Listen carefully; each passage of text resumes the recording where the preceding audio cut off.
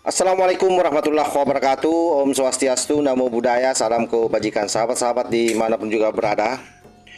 Posisi para pemburu ijazah kian terpojok sahabat. Sampai-sampai Risa Padilla seperti orang yang lagi kerasukan setan, kerasukan iblis. Dia mengatai Pak Jokowi sebagai orang yang menghamba pada iblis. Ini kan pernyataan yang sungguh-sungguh biadab.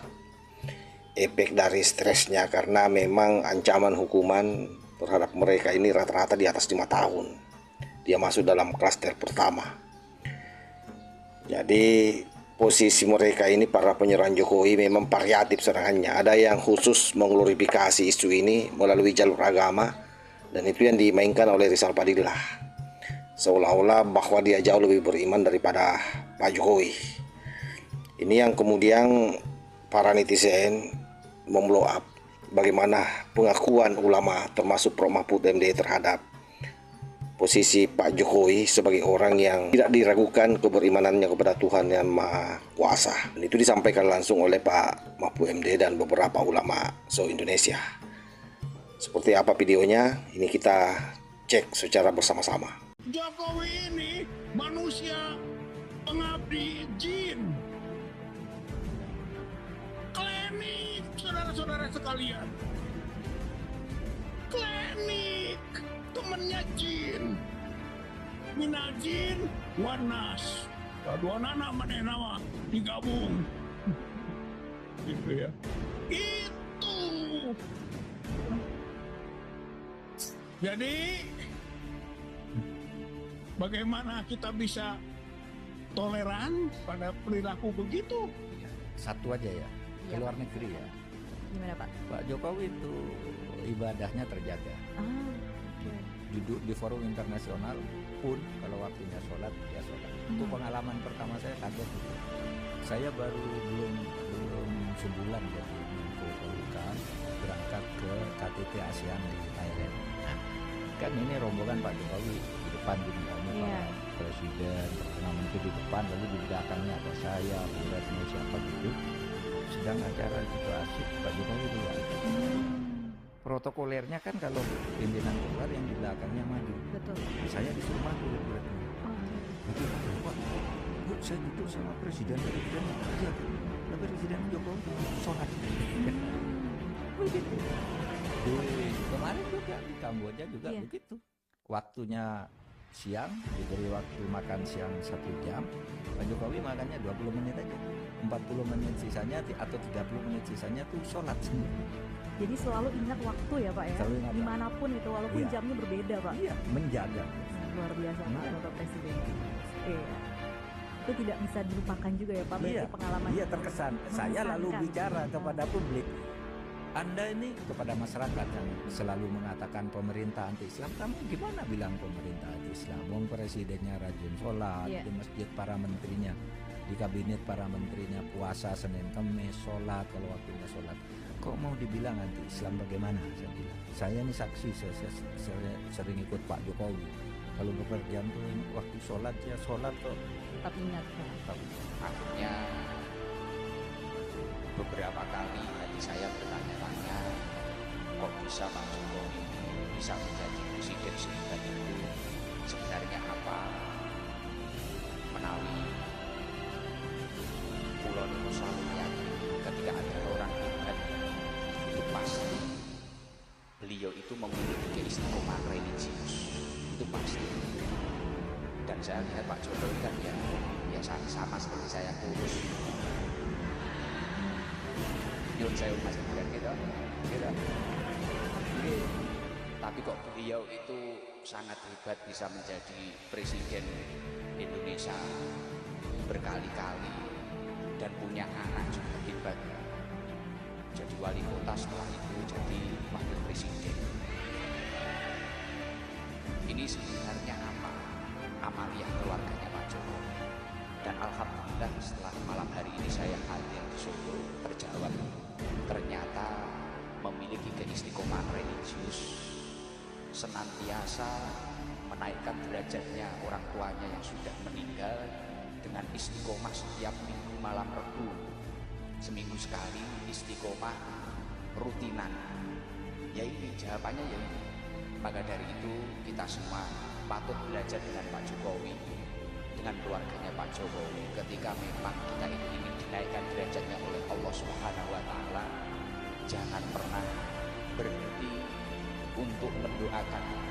Roy Suryo, Jokowi ijazahnya palsu, tidak kuliah di UGM.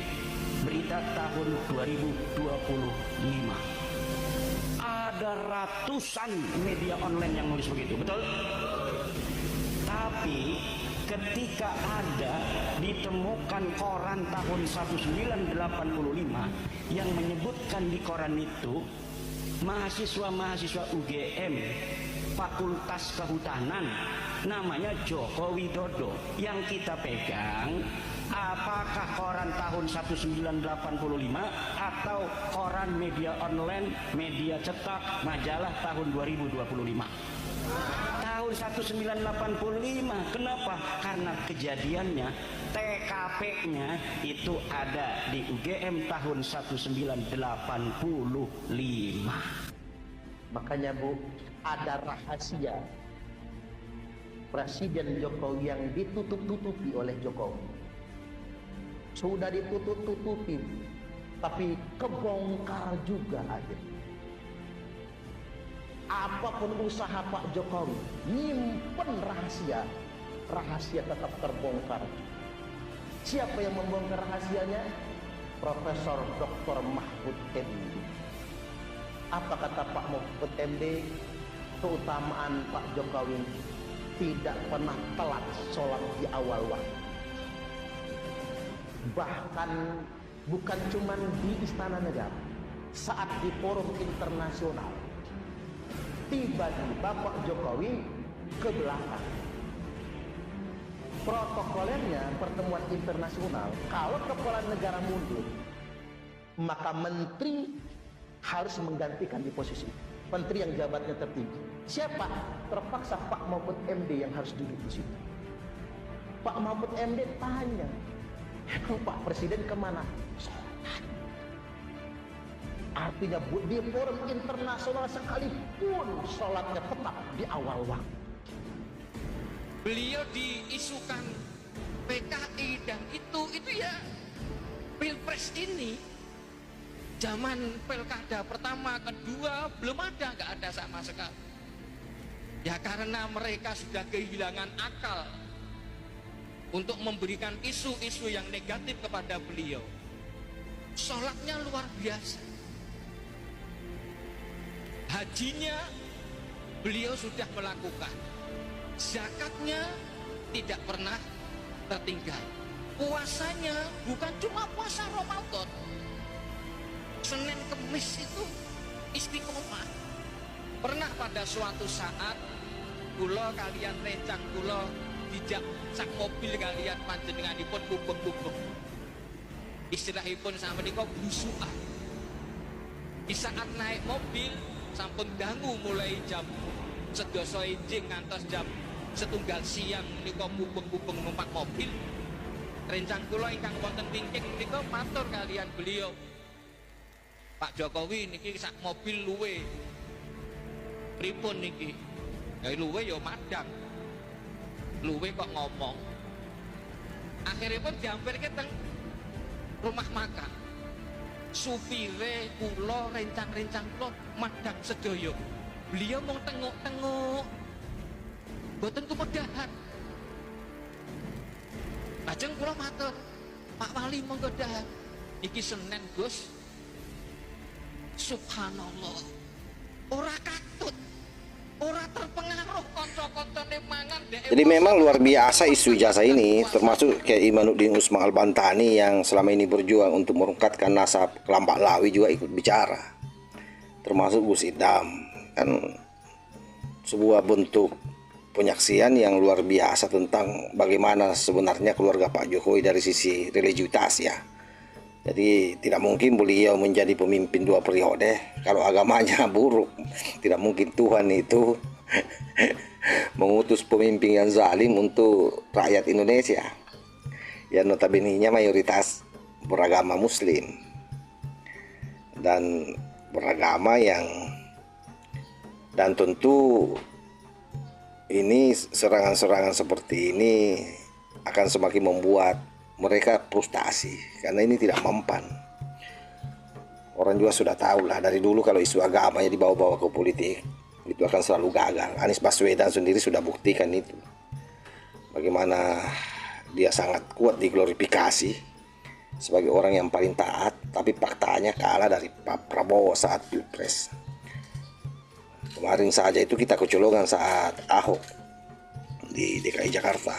Tetapi apa yang terjadi ya efeknya orang Jakarta merasakan bagaimana kalau isu agama itu yang dijadikan sebagai alat untuk membangun kekuatan politik di bangsa ini. Karena kita ini adalah bangsa yang majemuk, bangsa yang terdiri dari banyak agama. Jadi memang sangat tidak elok kalau isu-isu ras yang dibawa sahabat ya, atau isu-isu sara. Saya kira demikian. Wallahul muwaffiq ila aqwamit thariq. Wassalamualaikum warahmatullahi wabarakatuh.